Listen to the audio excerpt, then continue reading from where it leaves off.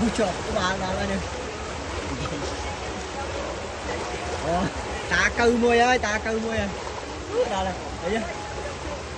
Đó là.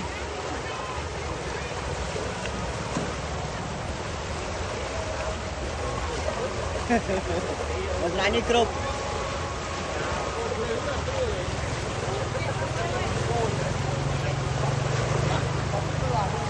Đó là này.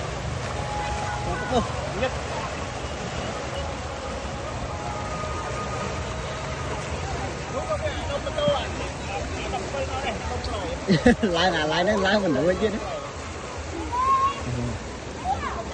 Sang tháng một cái. Ok.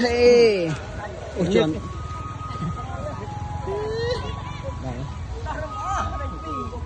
Đó. Đây dây chuyện đó hơn thì mình rộp đi.